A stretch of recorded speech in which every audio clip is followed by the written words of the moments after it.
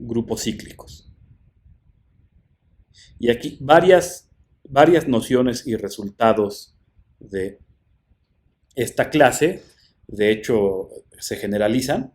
Ahorita menciono cuáles. ¿Sí? Entonces, ¿qué cosa es un grupo cíclico? Pues un grupo cíclico es un grupo que pueda ser generado por un solo elemento. ¿Sí? Esto no significa que si me dan cualquier elemento, el subgrupo generado por el elemento ya es el total. No. ¿No?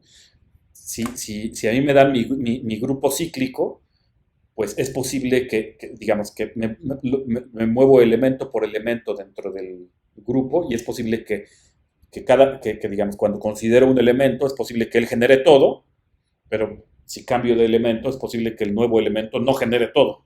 ¿Sí? Por ejemplo, eso es claro, por ejemplo, con los enteros, yo diría que es claro. ¿No? Los enteros pueden ser generados por el 1, pueden ser también generados por el -1, pero si me dan, por ejemplo, el 0, el subgrupo generado por el 0 no es todo. O el 5, el subgrupo generado por el 5 no es todo. ¿Sí? Ok, es lo que hay que tener en cuenta. Los ejemplos prototípicos de grupos cíclicos son los enteros y los enteros módulo n.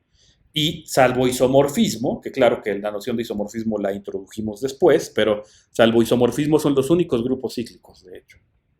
¿Okay? Ejemplos de grupos que no son cíclicos.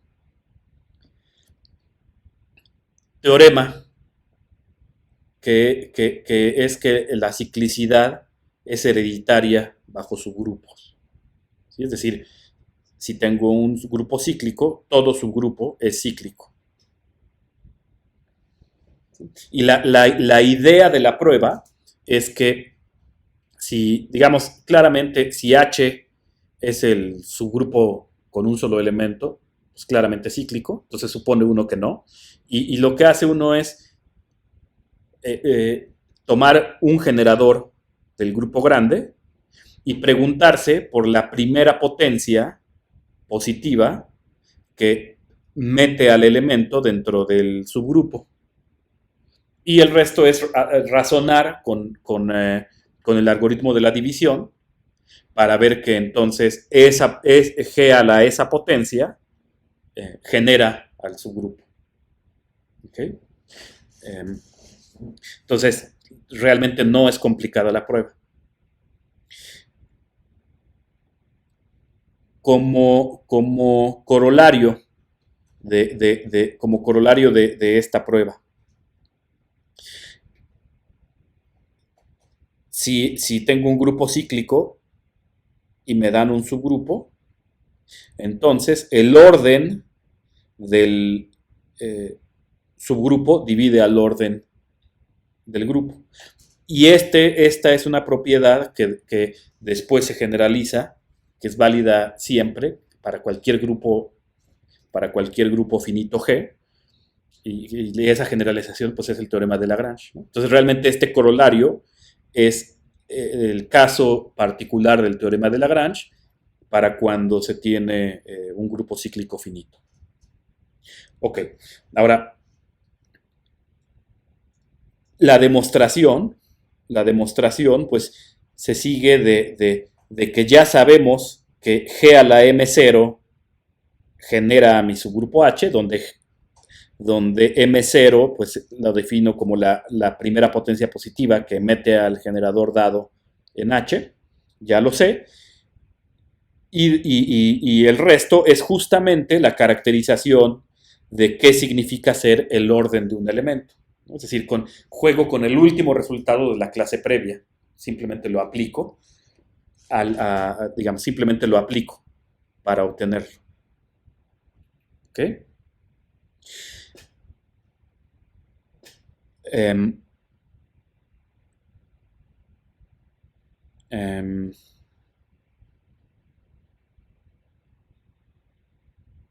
sí, porque digamos, de todas estas igualdades, digamos, de esta igualdad, esto igual a E, lo que obtengo es que el orden de este elemento, que justamente es por definición el orden de H, divide a la potencia.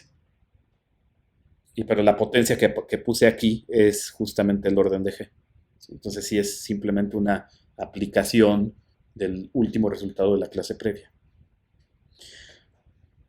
Ok. El siguiente teorema lo que me dice es que tengo una clasificación completa de todos los subgrupos de un grupo cíclico finito. Y esa clasificación justamente está dada por los divisores del orden de mi grupo cíclico finito.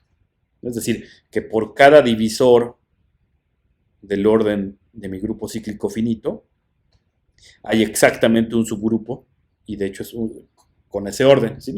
La asignación es justamente que a cada subgrupo le asigno su orden, y eso es la biyección.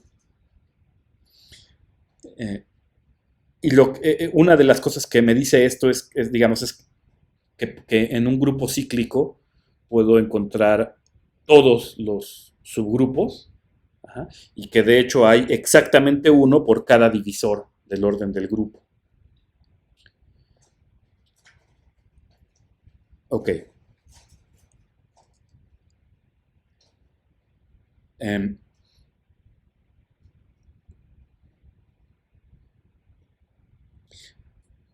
Lo siguiente que hago es preguntarme, bueno, ok, si tengo mi grupo cíclico finito y me dan un entero cualquiera y considero la potencia del generador a la M0, ¿cómo le hago para calcular el orden del subgrupo generado por G a la M0 en términos de M0? Y es lo que contesta el teorema. ¿Sí? El orden,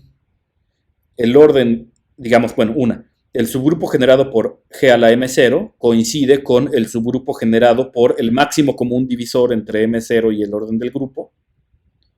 Y el orden de este es justamente, digamos, aquí ya tengo un divisor del orden de G, y ya puedo regresarme a aplicar esta biyección, porque entonces aquí sí, ya sé que el orden es el orden de G entre este. ¿Sí? Entonces, este teorema lo que me contesta es el orden del subgrupo generado por G a la M0 es este número.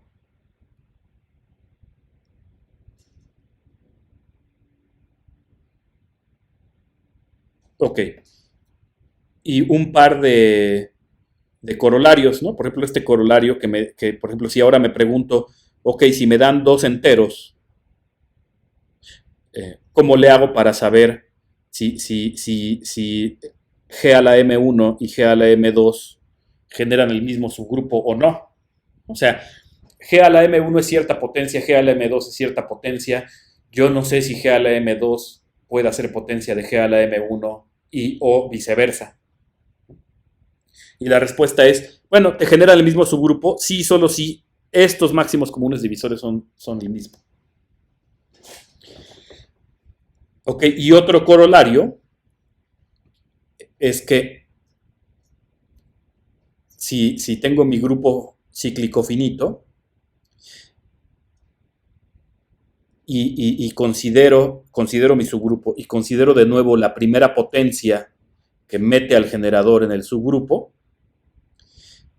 pues no solo sé que el orden de H divide al orden de G, digamos, eso ya lo sabía, sé que el que me sirve para, multiplicado por el orden de H, darme el orden de G, es justamente esta mínima potencia que mete al generador en el subgrupo. ¿Ok?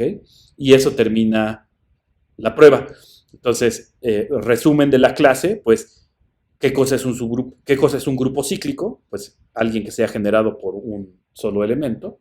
Y la idea de la terminología de ser cíclico es pues justamente que con ese elemento, digamos, una de dos, o estoy en el caso infinito, ¿no? O parece como que regreso en ciclos, ¿no? Esa es la idea. Eh, y, digamos, la clase de lo que trata es, primero, de clasificar todos los subgrupos de un grupo cíclico, ¿no? Entonces, y me dice, clasificarlos y decir cosas sobre su estructura, ¿no? Entonces, todos los subgrupos son cíclicos.